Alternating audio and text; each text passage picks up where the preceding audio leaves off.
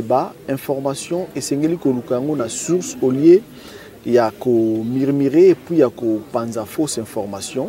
En tant que journaliste d'investigation, Tolongo ville province à Kinshasa pour la province ya Congo central, précisément na Kisantu na Mbouela Loge Sikawapi basise au Bartoru Koloba masolo oyo gouvernement et République démocratique du Congo et ali chapeauté par ministre ya EPST Monamboka Tony Mwaba Kazali et longo na ba syndicaliste ya ba senior au badi ko réclamer mbongo tout meka ko tuna ba syndicaliste pour na nini mouvement ya grève oyo basali yango et bazela kaka na rentrée scolaire oyo ba déclencher grève.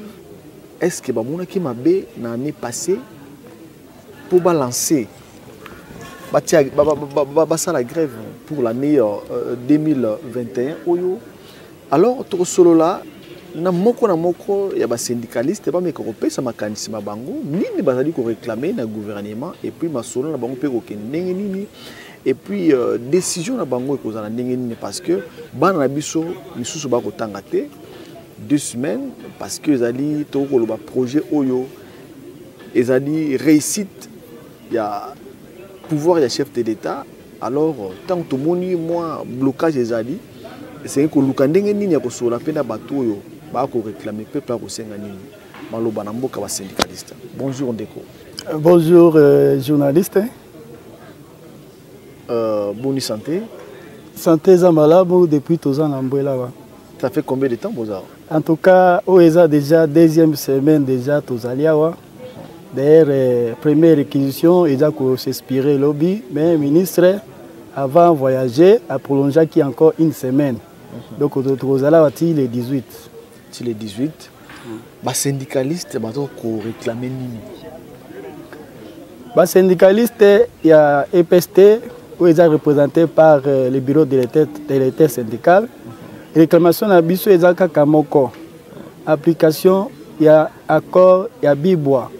Où ils ont signé dans le gouvernemental depuis le mois de décembre 2019. Où malheureusement, il y a Bibois, il y avait un addendum. Beaucoup de gens qui ont signé dans le gouvernemental pour respecter deuxième et troisième palier. Il y a respecté en côté. Il y a dans le cadre de rentrée reprise de cours apaisée, tout ça qui est préalable, tout l'accès cahier des charges na biso na banque gouvernementale pour que la saison na kimia, il faut honorer deuxième et troisième palier ya Bibois qui malheureusement le gouvernement bazala qui insensé ba boya ko répondre la cri à enseignant. Yango pe biso to sele que to déclencher mouvement ya grève ou ils armes na biso ya suka pour que tu attires attention à l'opinion nationale et internationale. Accord ou Yabibo avec Nini? Oh, le football réclamé. Donc, l'accord Yabibo, Théo Kanaki Boye, était les derniers grades, c'est-à-dire la centenaire, il faut avoir $208. Et après, cela va être respecté selon la tension salariale, c'est-à-dire de 1 à 10 jusqu'au secrétaire général, qui malheureusement, cet accord n'est pas respecté et même les tensions salariales aussi, bazo respecté Yango PT. Yango siko bazo réclamer l'État a respecté Yango. Tout à fait. Qui batu mususu que bazo bazale ko ba $500, $600 ne ba kitisi bango, bazo bazale ki na ba 100 ba mati bango na ba 50 monte que gouvernement za ko bunda na même ya ko respecter ba accord on a bino ko signer. En tout cas, du côté gouvernement, dans le gouvernement, l'avancée est déjà belé. L'avancée est déjà belé, mais sauf que le problème est sur quoi est anine. Tout est bien que nous avons la réalité dans Mboka, pas ces alliés. Des bansiers bandimaki, tant que tu na Ouyanova, vers Chaoumba, que bon, comme le gouvernement a la difficulté, vit un problème dans le secteur rebellé, tout le cas qui n'a pas gouvernemental. 3 propositions au bon qui n'ont pas ton dimaki yango. Entre autres, et bonga qui ba baksa 100 000 francs na basia nyonso. Et en plus de cela, et bonga aussi ba mécaniser 81 509 NI. Il est presto kaka na mois d'octobre.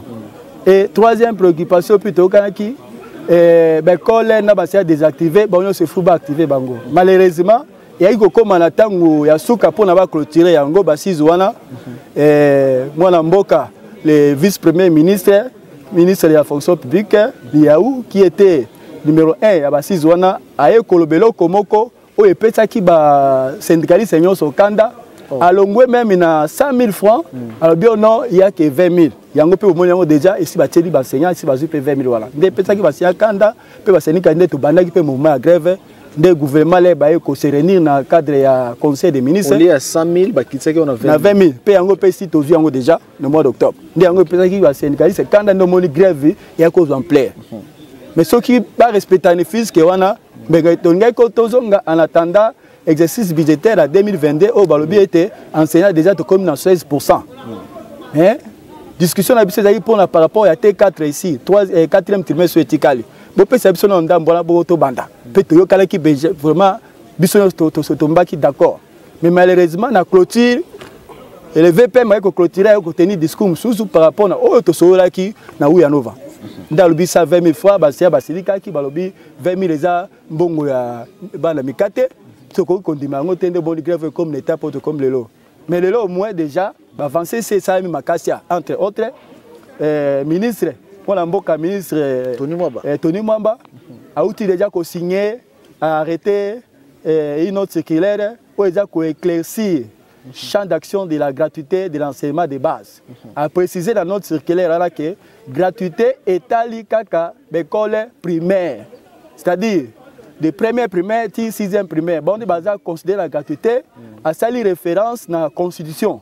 Il y a Mboka qui est la loi fondamentale du pays dans son article 46 a précisé en gros de l'école secondaire ba gouverner ba province nyoso ba ko fungo ba ko fixer frais à scolarité ou que ça était ba enseignant basé à niveau secondaire ba se retrouver par rapport na moi transport moko boye o ba ko baxela ba ko joa à travers ba parents mais que ça susté na ndenge zaki liboso o ezaki ke ba comité de parents na beko ba se réunir té mais et que ça base il y a proposition il y a conseil gouvernement provincial ne ba ko ça proposition ba montana ba ko soumettre on la gouverneur pour la signer arrêté ndé yango na niveau secondaire inquiétude et siri siko tozali komi tuna siko sort ya bande kona biso ya primaire kozala nini parce que bande baza totalement concerné na gratuité ba gouvernement ba ebisi biso ete baza na kimia parce que champ déjà ils a réduit gouvernement azoluka fond d'ici là il est presto ou ya ko disposer na enseignants sur la primaire pour la kimia et quota ba secteur nyonso. Voilà, Dilobana Soukavato soit syndicaliste Moussou. Moi, nous ezali, le but koto bozo goyo ganate entre gouvernement nabino. Est-ce que c'est solo? En tout cas, to comme bisonyo sur un point moko.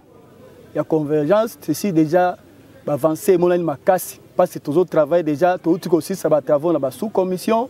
Donc à partir à lobby déjà tous autres côté plénière pour la te présenter un rapport.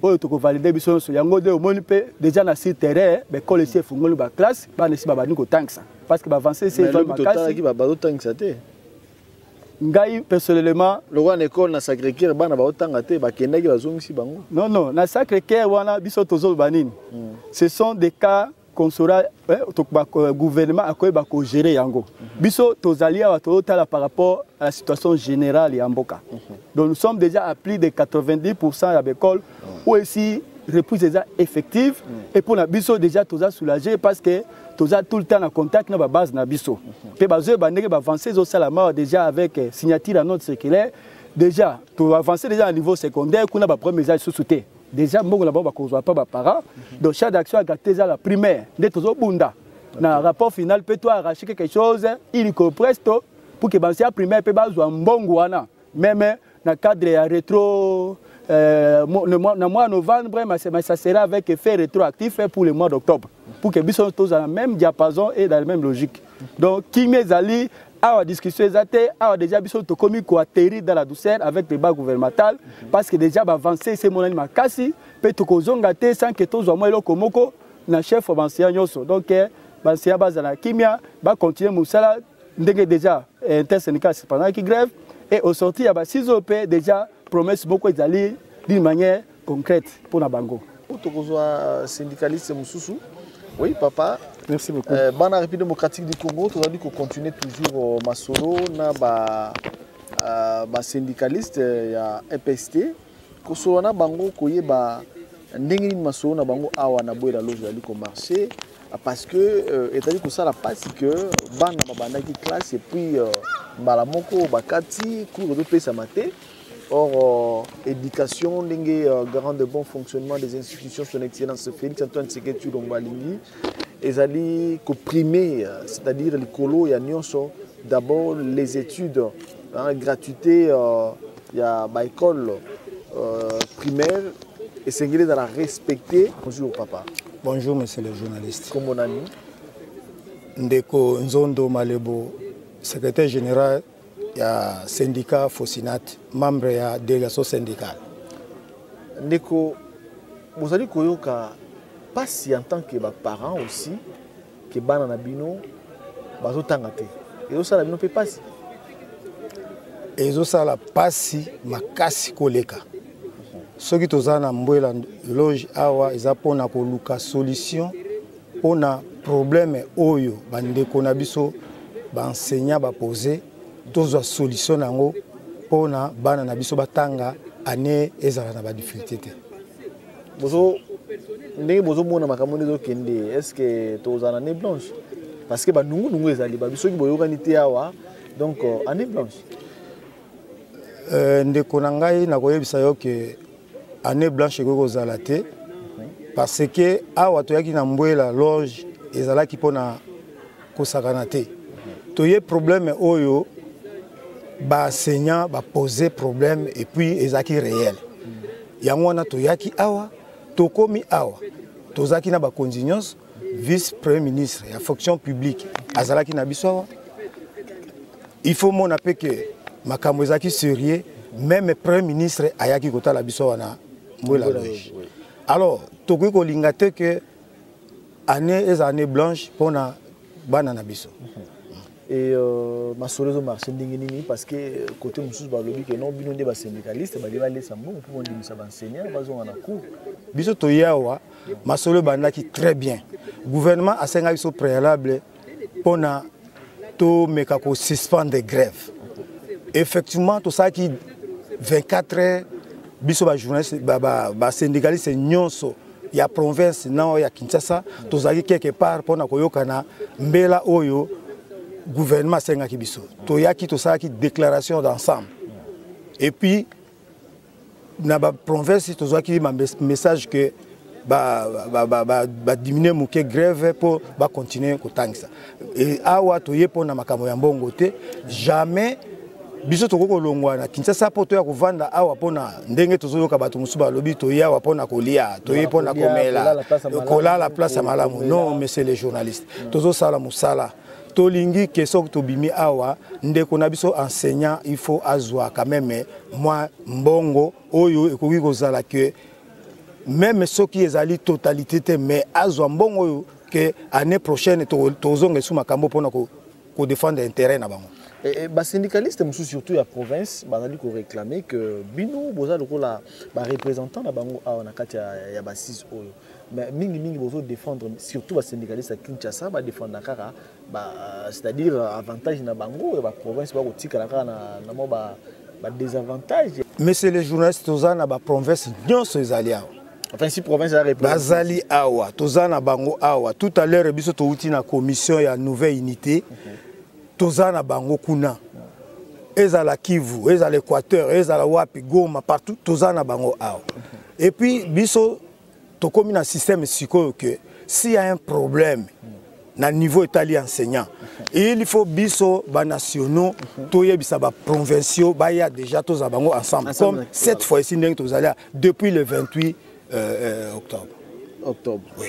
Voilà, un message na bandeko pour comprendre ma baie. C'est-à-dire na Kinshasa, moi nungu ezali, ba lobi a boroyo kanate et puis grève va continuer mbongo bino boko senga l'état kokangote parce que budget à 2021 a déjà et s'il faut besoin en 2022 message nous repère ça na ba congolais pour na koyeba vraie information to boy ko zo ba information balaba message na repère ça na ba congolais ezali boy bandeko na biso ba enseignant toyebisi bango ke bata ba continuer ko tangisa parce que biso tozo bunda pona bango. Toyebi souci ya enseignants surtout les écoles désactivées. C'est là où pose le problème. Bande ko na biso na basa sikoyo tozo ke na 4e mois. Baza impayé. Alors, toye pona to luka solution. Il y a ensemble enseignants, que ce soit primaire, que ce soit secondaire. Biso toye ko kabolate, toujours luka solution d'ensemble. Le ko la to si ba sous commission. Lobi to ko na plénière. Alors na plénière kuna to ke na ko adopter ce ko ba recommandation oyo biso to sali yango na sous commission o ezali nyonso to sali yango pona ba enseignant. Alors na sengi na ndeko na biso ba enseignant ba tanga ba ke na ko tangisa bana na ndenge ya malamu. Tozali ba évaluation avant-hier. Tout le monde est à peu près à 90% il y a des écoles où reprendre l'activité. Vous savez quand aujourd'hui Tozali après déjeuner, benga ba syndicaliste to pesa bato na bato baza en communication. Voilà pour ça estimation mais benga ki pena boy ba. Tozali ko benga biso awa tozali ko benga yoka. Biso awa tozali ko benga o benga représentant na yo tieme libre ozo kama kamuni na zoloba. Ba école o réunion bozo rande ba. Oui, tozo sala yango eza en plénière. Eza ko bomba te. Ba école mingi sikoyo bazo ko tangisa. Toko ko wanga na te quelques écoles bazo linga kotangisa te bon toyebi raison te mais tozo senga na bango ke école nino ba linga kotangisa te parce que bazo indexer mingi école catholique bon so que ça pona ba ndeko na biso ya catholique eza na sens que bango ba tangisa na nini tozo indexer bango biso ba sénégalais tozo indexer bango te tozo zo catholique protestant kimbangise na ba école non conventionnelle tozo bango ensemble so qui ndenge au lobby pour na catholique bazo résister biso toko encourager yango te parce que toye awa pour na enseignant nyonso o yazana na des en école catholique na ba réseau mususu toza oponate. Merci beaucoup papa. C'est moi qui vous remercie messieurs les journalistes. Voilà, bana République démocratique du Congo tokozwa syndicaliste mususu to ebite so kadaka province ya Kinshasa to lingo ozape o ba buti na ba province mususu ndenge papa lobby pour nous un peu balance ya kitoko parce que mingi balobi avantage za la na syndicaliste à Kinshasa ya o ya ba province bango kutune ba sala musala makasi ba banda kutune makele depuis oui au finish ba kutune à Kinshasa ba se retrouvera plus que bango. Bonjour papa. Bonjour. Kombo nani? Kombo nanga ezali monsieur Pierre Kalombo Kasankidi nazali moko ya ba syndicaliste ya Congo central.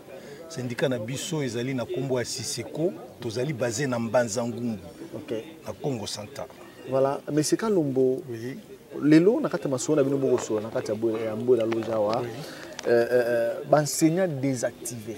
Est-ce que vous lobeli bango parce que bazo réclamer mbongo na bango ça fait 4 mois ba lo so salaire. Justement to lobeli likambo ya enseignant nyonso aspect nyonso etali souffrance ya enseignant nyonso to lobeli yango y compris ba oyo bazala ki désactiver wana to lobeli makambo na bango parce que bango na biso tozali kaka ba enseignant to lobi makambo moto nyonso to tikili kama moto atamoko te et gouvernement azo reparto lo banini parce que ko solena bien bon to ko yoka bino lobby français longoti na kimbante ke na résolution ya masolo na bino et d'ailleurs que non masolo ne bosololi awa et comme le roi non bazo respecter ne ba respecter ki ya nini ya kingaboate ne ba respecter encore ambudi c'est-à-dire ba corps ne bovania ezane mbongo l'état boko dépenser.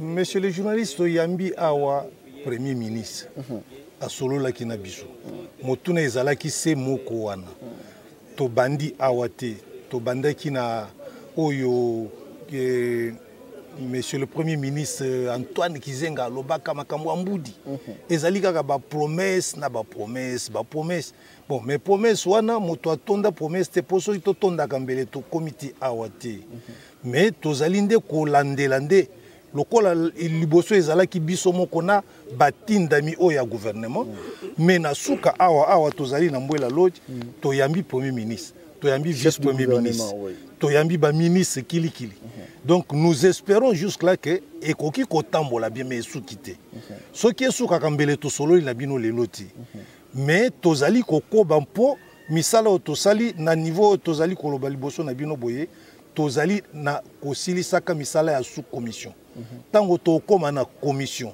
tobundi na commission wana toti ba recommandation nyonso na molongo nde tokozela siko ba ministre bayaka liboso na biso wana po totuna bango mpe bapesa biso biyano oyo tokomemela bandeko oyo totiki kuna oyo tozali kolobake batangisa bakoki kotangisa ndenge wana kaka mpona bapromese te wana tuka ata biso tozali awa tokondima yango te esengeli tobima na résolution concrète ya ke balobi boye koloba mpe boye wana ezali kaka te tika toti yango mopanzi esengeli mbongo ebima po l'État na kati ya mboka l'État akozanga mbongo te atako akoki kozanga akoinvente yango fo ebima bakopesa donc tokoloba soki bapesi eza mauvaise foi ya l'État.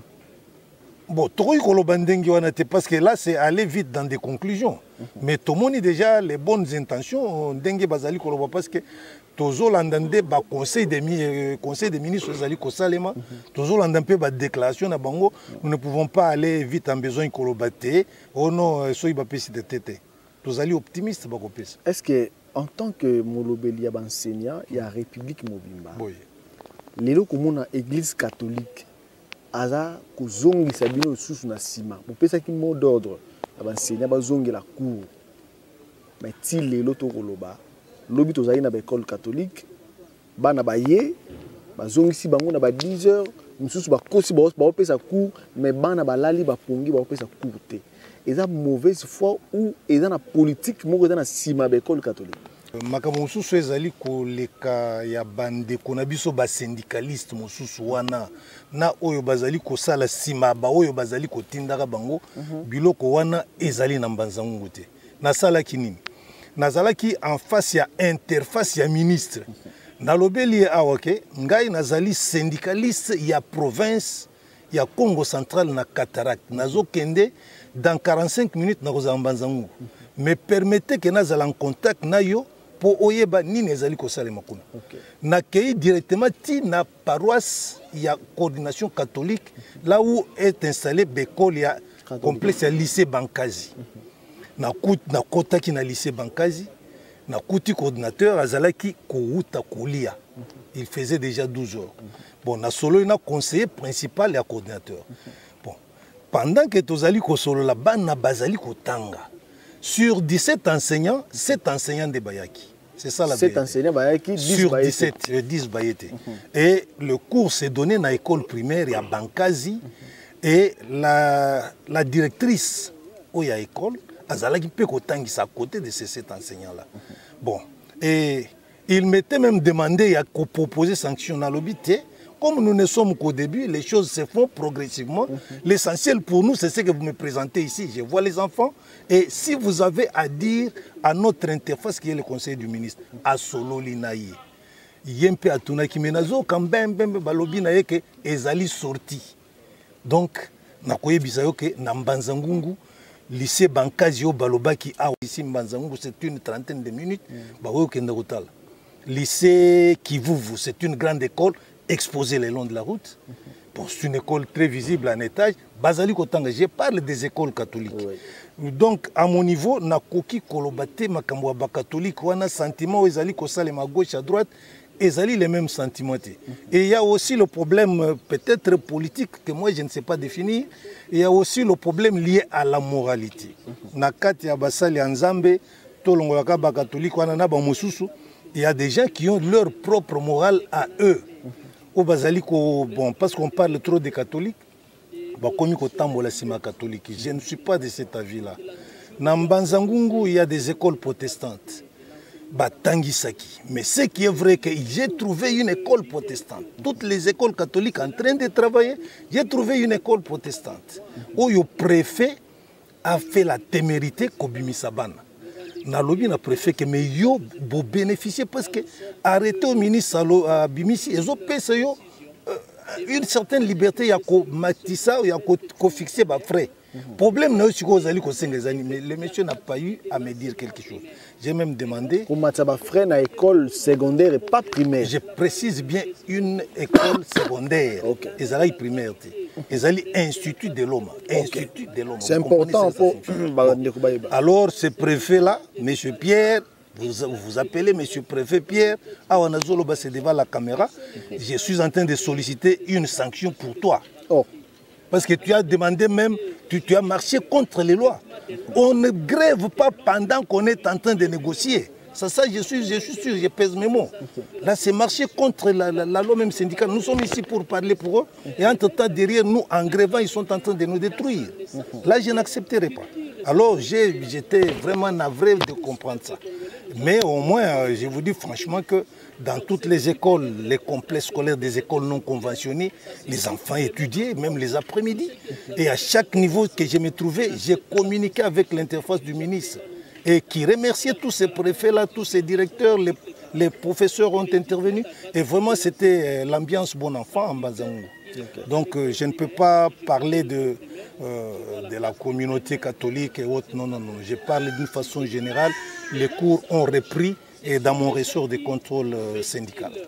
Voilà, un message d'un peuple congolais. Donc, au gouvernement, non, syndicaliste, cette fois-ci, pour grève et continuité, et continuer normal, et puis, année en bout. Oui, peuple congolais, surtout, camarades enseignants, il y a province, parce que biso na bino tozali na province, nga nazali ndeko na bino na Congo central, na sengi ete total nanu liboso avenir ya mboka na biso. Ezali ko dépendre na bana oyo tozali ko tangisa. Na kati na bango ba enseignant lokola biso ba ko kitana na biso tango tokolemba bazali na kati, ba ministre bazali na kati, ba président de la République consort ba kambato ba konje belé bazali na kati wana. Soki to former bana wana te moyens ate. Lelo okoki ko gréver, mais ba province mosusu ba grévaté. Bazali ka ko tangisa dans les Kassai bazo tangisa. Oh, ba province mosusu ba grévaté. Non, nous avons des preuves. Combien de provinces va gréver? Kassai nyonso misato ba gréver te. Na Lomami ba gréver te. Le président ya Congo central Outi Koloba kopé sabino makanisi mabango nyonso on ezali pona intérêt ya ba bana na biso bazotanga te za kosala pasi. Président alingi gouvernement ezali d'accord que enseignement primaire ezala yaofele sur toute l'étendue de la République démocratique du Congo. Et il n'y a que 3 provinces qui papa Lobiawa, sa cour va quitter. Pourquoi seulement l'école catholique? Bozali kolobe la bango, bino pe mutu bande makele les pour la grève, banseigna bo kendete parce que les lots bozali na mbwe la loge, bozolia bien, bozola la bien, banseigna banon na nzala mais boyisi bango, bozonga non bafuti bango te. Wana bokomi ko sala pe moi, chantage n'a pas enseigné au bino. Merci beaucoup, monsieur le journaliste. D'abord, je me présente. Oui. C'est monsieur Augustin Dikala. Je suis le coordonnateur de Grand Kassai. L'émission à Lingala. Merci. Oui, c'est une simple présentation. Oui, voilà. Moi, je suis monsieur Augustin Dikala. Je suis le coordonnateur des provinciaux syndicaux du Grand Kassai, c'est-à-dire Lomami, Sankou, Kassai Vous Central. représentez 4 provinces. Oui, na Kassai Oriental. Donc je suis leur coordonnateur de provinciaux. Mais je reste au Sankourou. Okay. D'abord, parce que Bissondi tous a la responsabilité à couper sa lumière et à Makamoning Isakolik. Au moins, Makamotozo Salah. Excusez que je vous dise la vérité. Oui, ça devient la vérité. Na le terme clair récupération politique. Pourquoi? Parce que biso toza ba congolais 100%. To yebi na ba régime nyo seleka. Wana Mobutu nini ti na régime yikoleka. Enseignant bandaki ko toucher combien? Na entrée à Tshisekedi to toucher combien? Parce que et singeli bato baye ba bien. Parce que wana ba wane ko futa ma combien Tshisekedi da majorité bien kitisi. Merci. Et l'autre enseigner bazo les anini, c'est ça raison aux populations. Na ko banda d'abord. Na suka ya régime ya Kabila. Ba enseignant parce que dans le ba makambo ya province ici na ngai. Enseignant ba bandaki ko toucher 90 000 francs. Yo. Na yepsi oyo salima, oyo bandaki ko salima na 100 francs. 90 000 francs. 45 $. Hein? Oui, mais les lots, bon, enseignant Babani a touché 286 000 francs dans le chef oublié des provinces à l'intérieur, sans 96, 192. Comprenez qu'il y a quand même un changement. Parce que par rapport à la rémunération. Et là, on dit en mathématiques, T égale à C. C'est-à-dire, travail égale à salaire. Ça 1/12. Vous avez 360 euros, vous avez 36 000 francs. Et ils ont une caisse na bango. Parce que loko wana babomi ango. Wana ndi ba vraie réalité. Ba gestionnaire basiliki. Basiliki. Parce que biso ba enseignant, oyo baza o sala nyonso po to mi retrouver tous à l'aise, tozo monate. Parce que au moni ce que montazo ça il a eu loko ya bien. Il faut donc ça y merci. Mongo tozo pesa o ya CV ya 10. Yo banda ko yebi loko wana te. Oyebite. Est-ce que mbongo wana toninda aza kozwa régime en place ndaza kozwa ba gestionnaire de baba naki kozwa ba moni tete ba sanya bazo mona passe to bomilo kwana mais ba sali mabete eloko ya mi santo retenir ba vraie réalité parce que ba mimoka bazo yeba source ya makambo yezo ya wapi c'est ça na ipsi eloko ya liboso mbongo ba élève baba nako futa ba gestionnaire baba naki komi retrouver eloko mi balé ba CV. Et le quoi misato, ba mise en jour illégale. Ba gestionnaire ba mesani. Moi nyonso ko lungola ba o azo pesa mongo biete batiu. Sko toni ali ko virer le quoi na. OK. Wana ndi trois réalité ya makambo. Oyo zo mona e bokende grève o bo sala bo. Po bazo kansete soki to keboye toni ako zonga pe akufana na bango azongisa bango biloko wana. On a des vraies réalités. Mais bien sûr, le coup là-bas, syndicaliste. C'est-à-dire qu'on neutralise Tony Moba. Qu'on neutralise. Alors, que non, l'école ni nignon sur l'État, faut l'État récupérer. À récupérer. Voilà. Parce qu'on a des bisous syndicalistes. Voilà, tout le monde. Ah, tout le monde a battu dans le bisou. Ce qu'on a révélé, réalité, il y a les camps. Et c'est que les enseignants ont fait ils ont un intérêt à bisou. Et puis, il y a Solon. Nazo monete tous un régime ya vrai congolais 100%. Nandimi parce que dans l'ancien régime babanaki ko tala situation salariale ba enseignante makamonyo to banako mona pasi ba CV ba dime ba mise en jour illégale makamwana nyonso ba gouvernement ilika babandaki ko tala likambo wana te parce que le gouvernement à 100% ya congolais babandota yangundo zomona boye parce que ba enseignant ba yokite ils ont des intérêts na biso tant bazo lungola dime. Si biso ba enseignant tous a victime tant bazo lungola eloko ya mise en jour ya sécopé ils ont intérêt na biso ko garantir parce que ya liboso ba enseignant ba banda ko zala ozo sala musa ceux qui listing e bimite oza na assurance te bozwa ba données fiables pour na édifier ba population parce que biso ba enseignant au moins sika ayipsa ke ngana za coordonnateur ya Grand Kasai biso tango to monaki makambo wana to ayipsa ki ba enseignant te tokoki kokeni na grève na précipitation te parce que ninge tozo singa ba matisa mbongo bazwa situation ya ba désactiver bazwa situation ya augmenter salaire to respecter ba accord ya deuxième na troisième palier parce que tokoki ko précipiter kokeni na grève te ba résolution tokotal au gouvernement ba préalable ba kopesa biso ceux qui ba respecter to robi merci ceux qui ba respecter te toza libre ya kozonga na mouvement de grève ou kosala ba stratégie parce que grève eza solution te grève eza loko toza ko forcer gouvernement ba yo ya kozongisa biso na droit na biso fait ya dialogue tozo sala ayebi ete kosim pe tozo zongisa toni merci omoni merci merci ninga lungoli ba CVT yoka na parents ba osiligela parce que bana ba sko ba enseignant sko biso ba enseignant lokola toyoki te toni azo sa na faveur na biso alungoli dime alungoli ba mise en jour esingi to laksa bana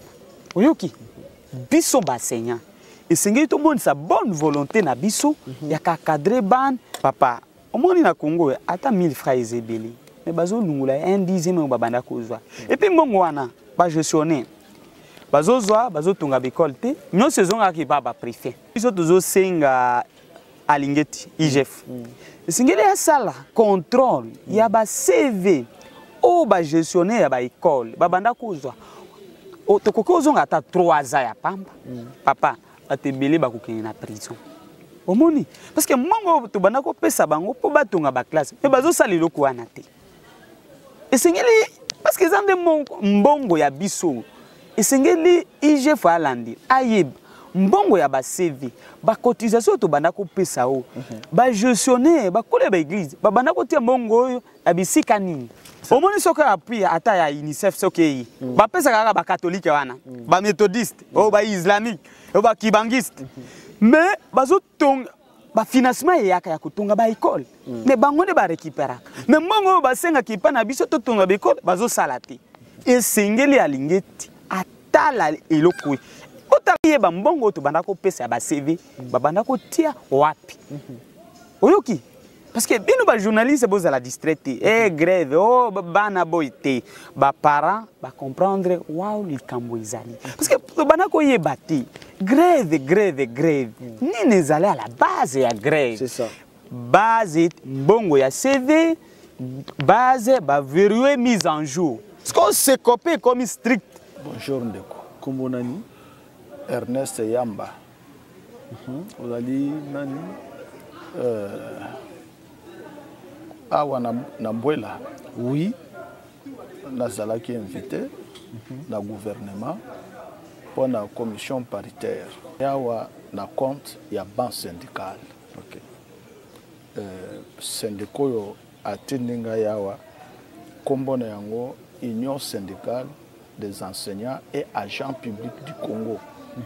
Ngana zali lokola secrétaire général na bango, zali représentant ya plateforme wana. Ezali ko kende na malamu. Biso syndicat to pesa ki préalable na gouvernement. Préalable na biso zalaki d'abord reprise ya commission paritaire o ezalaki suspendi toyokanaki te na gouvernement na Noa. Gouvernement à répondre na première préoccupation na biso. Deuxième préoccupation na biso toyebisaki gouvernement ba activer bango bazonga na mosala. Gouvernement à répondre. Pour activer on a peu un mot bato bazo comprendre bien te ba activer unité ben ba longola ki bango na liste pour futa bango mbongo.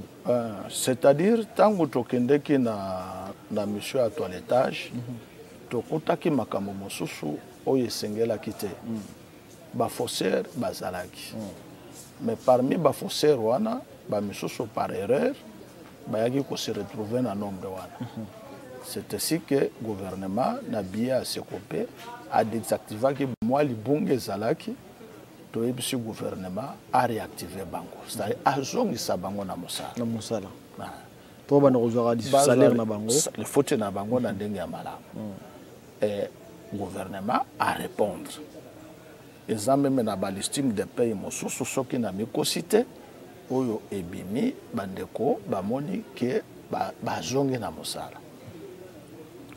Troisième préoccupation tosengai na gouvernement ezali ya circulaire oyo gouverneur akopesa yango na balakisi circulaire yango ezali mpona appui à l'enseignement, c'est-à-dire komeka kosalisa gouvernement enseignant na ndenge ya kofuta enseignant gouvernement à répondre na yango ezali mwa mingi oyo tosengai na gouvernement pe gouvernement asali.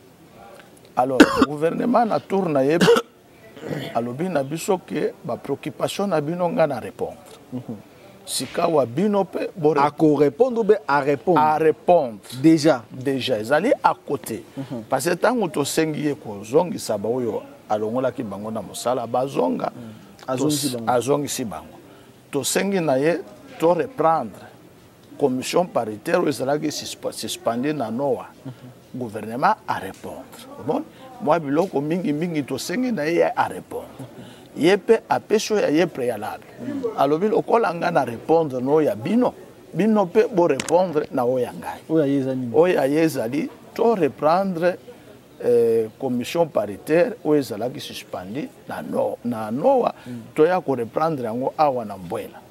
Voilà pourquoi tu y a pour reprendre na oyai pour essayer à pesio biso peut te répondre na oyai mais na ndengo tuni que masolo yango ezoleka ndenge masolo ezoleka malamu masolo ezoleka malamu donc il koyebisa yo que pour le moment tous allons dans des sous-commissions ou tous allons travailler moni ngai na kopesa ndakiso ya ngai nga nazali na sous-commission où ezali kotala carrière ya enseignant carrière c'est-à-dire kotala ndenge enseignant abandaki na ndenge azali kokende kosukisa kino akoma na retraite nga nazali na sous-commission wana ezoleka malamu tozozela kaka tosilisa yango lokola tokoko vous allez peut réclamer salaire na carrière salaire ya enseignant tosengi pe yango oui c'est-à-dire ba matisa yango bendenge c'est ça loko bato balingi ba pena objectif ya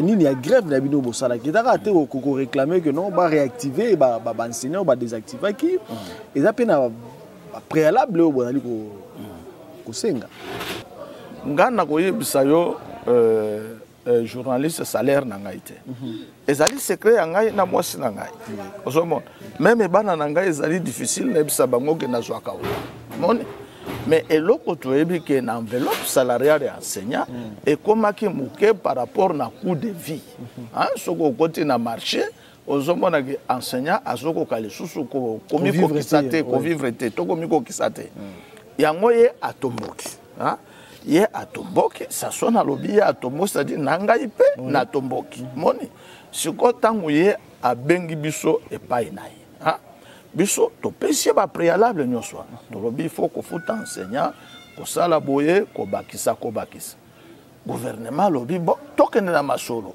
nde masolo yango tozobeta sika awa tozomona alors mpo na yo koyeba soki gouvernement abakisi combien d'enveloppe ya enseignant wana il faut oser la suka na masolo na suka masolo nde tokoyebi so sika watala abakisi 100 000 abakisi 50 000 abakisi 20 000 abakisi 10 000 na suka ya masolo gratuité enseignement sapé et catholique ezali bon na kwakize bango dans les faussetés mais en quelque part bazana responsabilité kozomona tala neti lelo na ibiso le kambo monsieur le journaliste gouvernement a tout donné. Alors, oui, ezali, tout ça, on pourquoi politicien le gouvernement doit rater non, on a des politiciens, entre les politiciens, ce n'est pas nous. Biso, tous allés na biso société civile, tous allés ni pour ni contre. Mais na koye biso gaga eloko moko boy. Ozomona. Eloko ezali ko leka na mboka na biso yo. Eloko wana balobi eza mabe makasi ozomona moi na ko appuyer gouvernement te ngana liaka na ndako ya ministre te ngana zolia na moyo ya ngai ozomona mais le problème est que il faut yo journaliste au comprendre comment on est tozali na gratuité ezali constitutionnelle constitution lobby molakisho azali na école primaire afuta Minerva l'été. Nyonso ezali na charge ya l'État. Enga na yo toyebi ke bozui ya l'État eza kouta na bapaku, babiloko ndengo wana nde bozui ya l'État ezali kouta. Siko l'État lobi na bozui ya ngai na ndimi kofuta école primaire. Na futa la bana nyonso. Siko yo comme na secondaire azali na gratuité te. Yango moni gouvernement lobi bon appui à l'enseignement. Appui, ce n'est pas dire que parents au foot à Minerva loi, ton motivation à parents non. Appui. Donc le col ezali na constitution te, maintenant gouvernement lobi yo gouverneur dans la circulaire yango to pesio yo tango za ko sala répartition na yo ya ba frais mais kape ko kanisa molakisi na mwa muke oyo appui oyo gouverneur ya chaque province zaka ya Kinshasa te OK a kanisa molakisi na mwa muke oyo de façon que molakisi azwa pe souffre. Voilà. Merci. Maintenant qu'on comprendre pourquoi l'église catholique a continué à compliquer la situation. Ce n'est pas aussi bien. Azali au milieu du village, malamu aluka nde kimia eza na mboka bana na biso pe batanga. Bonjour. Bonjour. Comment nani? Et comment nanga bala Chamavu innocent. Monsieur Chamavu, outi na province Nozana. Na outi na province ya Nord Kivu, précisément na ville ya Goma, à l'est du pays. Les syndicalistes. Naza syndicaliste, naza président provincial ya Fosinat Nord Kivu, force syndicale nationale. Balobi, ba syndicaliste surtout provincial, mingi ba la négligé, mais tout le monde yo na kati ya masolo ya ba syndicaliste avec le gouvernement pour retrouver solution pour la grève oyo ezali déclenché na toute l'étendue de la République. Est-ce que masolo na bino eko marché bien? Toyaki awa to gouvernement a monaki ba syndicalistes nationaux bazalaki kokosa yete bazana base siko tango gouvernement zalaki tango iso ko sala na bango ba réunion ba négociation ba négociation wana simba kate baliaka na bango pe mbongo puis ba kei ba problème etikali na bamboka na biso nde to lansaka grève to gouvernement ayoka mongongo na biso. Tango mo gouvernement ayoki mongongo na biso nde les ministres Tony Mwaba a benga ki biso awa na Kinshasa toza wana mbwela po to sala négociation ba négociation ezo sala manandenge ya bien et tozalaki na ba préalable gouvernement a pesa ki préalable na ye ezalaki condition o ya kosala que ba négociation e banda. Alors préalable wana gouvernement ezalaki biso to suspendre grève. Biso pe to sengaki na gouvernement po to suspendre grève et sengel opesa biso circulaire oyo et clarifier champ d'application et gratuité et enseignement parce que les champs d'application et enseignement ezalaki flou. To yeba kite gratuité et enseignement ezana secondaire, to ezana primaire, ba mikanda nyonso yaki kala ezalaki ba mikanda ezalaki kotia ba flou. Siko lelo ministre a ndimi apesa ki biso mokanda wana etango mokanda wana ekoti na terrain esali que bato bazonga kelasi ndenge omoni ba école secondaire nyonso sur toute l'étendue de la République ezongi biso pe to suspendre grève pour na ba négociation oyo tozosala. Et revendication na biso zakini ba revendication na biso na ba négociation oyo eza kofuta ba enseignant ba NI na ba NP ezalaki kosilisa ba makambo wana ya ba zone salariale omoni ba enseignant Kinshasa bazwaka plus de 350 000 francs, mais ce qui est dans la province, enseignant zouaka moins de $100. Warande tolobaki na gouvernement ba makambo wana ba zone salariale et si là. Et tozalaki koluka aussi kosili sama ko memela biso mutuelle de santé ya ba enseignant na ba province. Alors mutuelle de santé ya ba enseignant et ko sala to ba enseignant ba soin na bango et à la prise en charge na gouvernement. Tout senga qui tourne au gouvernement, tata na biso oyo ba réalisa ba âge wana ya retraite plus ya 65 ans, à la retraité d'une façon honorable. Tout senga qui pe na gouvernement, azwa mbongo nyonso eza na kati ya caisse, apesango ba enseignant wana école primaire, pe bango nde bazo sala ke gratuité à chef de l'État et salama. Ministre asi andimi, gouvernement asi andimi, wana nde esali la kisi wana ya école primaire, bazongi pe na kelasi, to ba yebi ke biso toza awa, tozo dispatcher ba bongo wana, to ba salaire na bango et mata. Donc esa la majorée. Mais na école catholique ba enseigner ba cours ezongi karatin bana bazana bandako. Cours ezongi na école catholique te eza grève ya ba enseignant te wana esengeli tozala clair.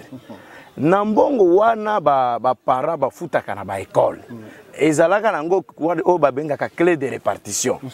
Clé de répartition wana eza mwa ndambo ekendaka epai ya ba comité de parents ba NAPECO ba APEC Association des parents catholiques, Association des parents nationale des parents du Congo, ezalaka na clé de répartition oyo pe ekendaka na ba église. Alors, tango ba religieux ba monique mbongo clé de répartition wana ba bimisi yango to se retrouver les sous-outés bako se retrouver les sous pour nini ba bureau nyonso wana ba coordination bazalaka na ba frais de fonctionnement gouvernement afuta ka frais de fonctionnement na ba coordination wana ba bureau gestionnaire ba bureau nyonso wana ezalaka na ba frais de fonctionnement alors tango baboni ke clé de répartition wana ezate bangonde bazo sala ba G biso tozo tala ba sœurs religieuses bazo kimisa bana na école et tango mais c'est pas sœur vous chassez les enfants comment la sœur dit ben vous êtes parti là-bas bokomi kuna bosali biloko nyonso mais par nabiso eza wapi est-ce que par ya ba enseignant eza par ya ba couvent to par ya ba association nenge bozo mona batuneti ba napeko ba coordinateur mususu bazoloba o mbongo wana gratuité ezalaka na école secondaire te gratuité ezalaka nde na école primaire wana disposition ya article 43 ya constitution na biso sikoyo message no pesa na ba congolais pour na cours et puis na ba école oyo ba s'entêter ya ko continuer toujours la grève message oyo na kopesa na ba congolais eza que cours ici et bandit grève ici grève est suspendue sur toute l'étendue de la République. Enseignant oyo azana kela cité, aza absent azana grève té. Ba jour ba gestionnaire bazo comptabiliser ba jour. Tango ba ko réaliser 15 jours, enseignant wana kotala mokanda e ba ko informer ye na mokanda ya désertion. Wana ba syndicaliste biso toko zala na position ya faiblesse poto défendre ye. Donc ba enseignant wana bazana kela cité, bazande na rébellion administrative. Biso ba syndicaliste to tambola kana na ba mibeko. Ata soki ozui décision moko soki eza impopulaire soki eza populaire ba décision il faut que décision wana ezala légale ndenge nazo lobela ndeko na biso puna tozalaki na ye na Venise azwaki mbongo ya gouvernement ngai moko nazalaki témoin toya na ye awa ne azwi mbongo na hotel Venise azwaki mbongo nga pe na yaki kuna na yaki kozwa mbongo ya bato na ngai bakitaki na bautaki na Goma na komi una lobi puna asi azwi mbongo nga moko nazalaki wana puna ye awa na mbwela le premier jour to sali na ye le deuxième jour le troisième jour azwi mbongo ici biso nyonso tozwi mbongo ici o babenga ka per diem biso to lobaka nde biloko ya solo biso nyonso tozwi mbongo eza legal eza ya solo eza legal puna zwi mbongo akei na mbongo olia ya kosala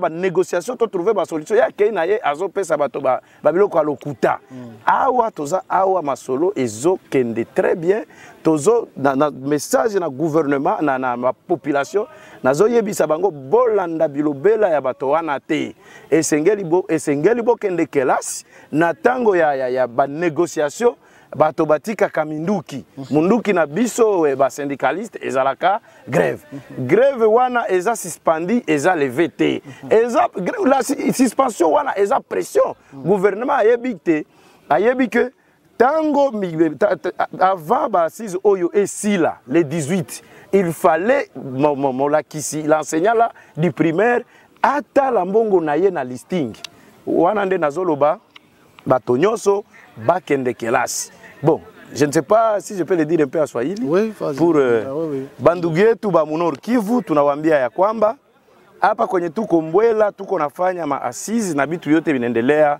mzuri. Tulifikia kuwatumia kwanza ile note circulaire yenye wote munone iko clair na gouverneur atatosha arete ya mzuri yenye na tufacilite. Kwa hiyo tunaambia wale wote ambayo wangali hawako